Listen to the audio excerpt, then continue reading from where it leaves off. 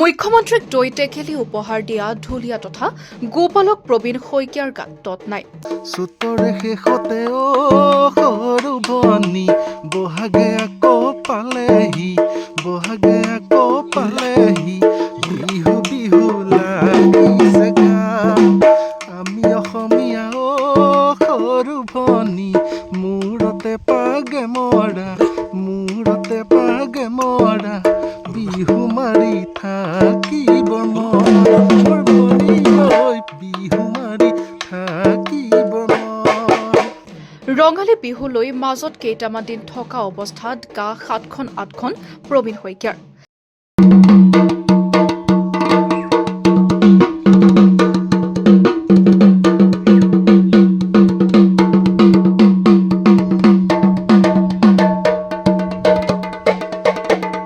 পথাৰৰ মথাউৰিত কান্ধত ঢোলটি লৈ গছৰ তলত মাৰিলে বিহু। গৰু চৰোৱাৰ মাজতে প্ৰবীণ শইকীয়াই পথাৰতে বজালে ঢোল।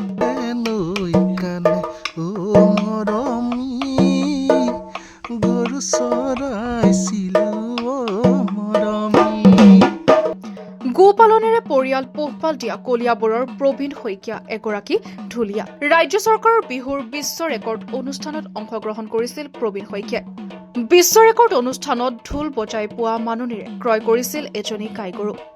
বিহুৰ বিশ্ব ৰেকৰ্ডৰ অনুষ্ঠানত ঢুলীয়া হিচাপে অংশগ্ৰহণ কৰি পোৱা ধনেৰে এজনী গৰু কিনি স্বাৱলম্বী হোৱাৰ খবৰ লাভ কৰিছিল মুখ্যমন্ত্ৰী ডক্টৰ হিমন্ত বিশ্ব শৰ্মাই। আৰু বিগত বৰ্ষত মুখ্যমন্ত্ৰীয়ে জখলাবন্ধাত সাক্ষাৎ কৰি শুভেচ্ছা দিছিল প্ৰবীণ শইকীয়াক। আৰু প্ৰবীণ শইকীয়াই মুখ্যমন্ত্ৰীক লগ পাই উপহাৰ হিচাপে দিছিল দৈ টেকেলি। সমাগত ৰঙালী বিহুক লৈ এতিয়া ব্যস্ততা বাঢ়িছে ঢুলীয়া প্ৰবীণ শইকীয়াৰ।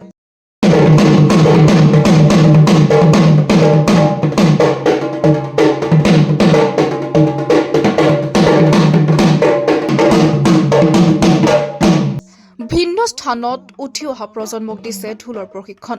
ইয়াৰ উপৰিও প্ৰবীণ শইকীয়াই পূৰ্বতে দক্ষিণ ভাৰতৰ সকলো স্থানতে বিহু দলত অংশগ্ৰহণ কৰি ঢোলৰ যাদুৰে সমাদৰ লাভ কৰিবলৈ সক্ষম হৈছিল।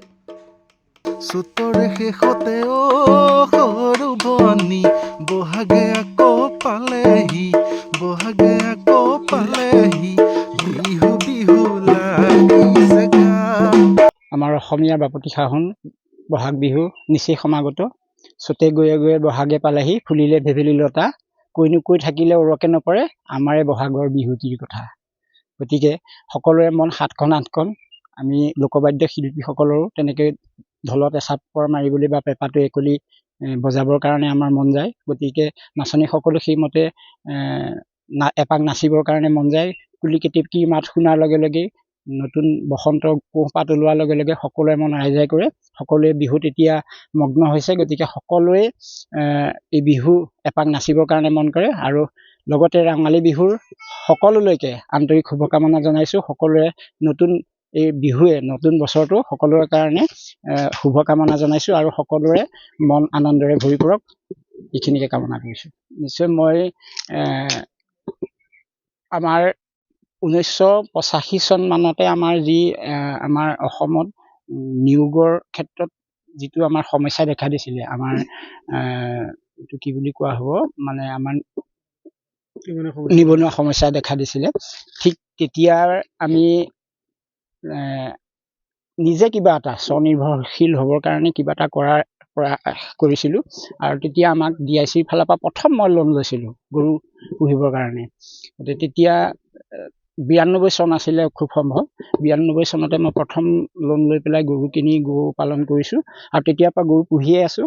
আৰু গৰু পুহি বৰ্তমান গৰু পালনৰ জৰিয়তে মই পৰিয়াল পোহপাল দিছোঁ।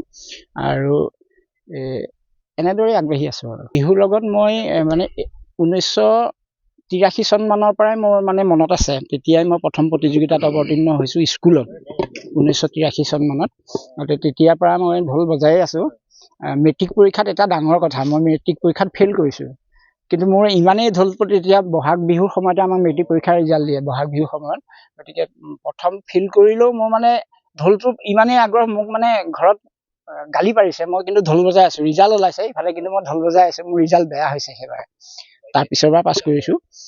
যি হওক, গতিকে মানে কি ঢোলটোৰ প্ৰতি এনেকুৱাই হেঁপাহ, মানে বুজাব নোৱাৰোঁ। গতিকে সেইটো বজাই আছোঁ আজি পৰ্যন্ত বজাই আছোঁ, আৰু পৰালৈকে বজাই যাম বুলি ভাবিছোঁ। আৰু যিমান পাৰোঁ আমি নৱপ্ৰজন্মক শিকাই যাম। আৰু ঢোলেই নহয়, আমি মোৰ চোতালতে আমাৰ সত্ৰ নামঘৰ, গতিকে আমি শংকৰী সংস্কৃতিৰ লগত জড়িত। গতিকে শংকৰী সংস্কৃতিৰ যিখিনি খোলবাদ্য হওক, তালবাদ্য হওক বা নৃত্য হওক, বা আমাৰ সত্ৰীয়া সংস্কৃতিৰ যি ভাওনা, অমৰ সৃষ্টি গুৰুজনাৰ, গতিকে এই ভাওনাৰ লগতো মই জড়িত হৈ আছোঁ। মই ভাওনাৰ এগৰাকী অভিনয় শিল্পী, লগতে ভাওনাখন এখন আমি পূৰ্ণাংগ পৰ্যায়ত পৰিচালনা কৰিব পৰাকৈ ঈশ্বৰে আমাক সেইখন শক্তি দিছে। আমি সেইখিনি নৱপ্ৰজন্মক দি যাবৰ কাৰণে সদায় চেষ্টা অব্যাহত ৰাখিছোঁ। কলিয়াবৰত বিভিন্ন জেগাত আমি এই ভাওনা কাৰণে শিল্পী আমি সৃষ্টি কৰিছোঁ নৱপ্ৰজন্মৰ।